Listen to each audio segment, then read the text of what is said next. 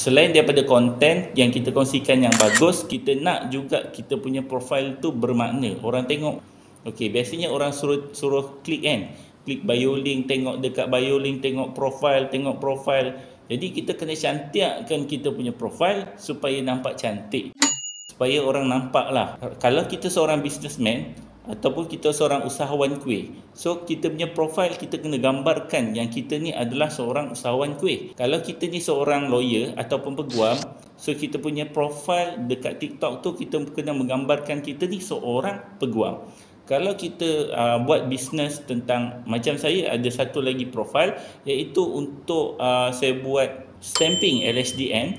Jadi kat sana saya punya profil saya kena pakai kod lah. Saya pakai kod, pakai nampak dressing macam apa, pakar undang-undang. Seolah-olah dia macam tu. Jangan lupa like, komen dan share untuk video seterusnya. Tanyang.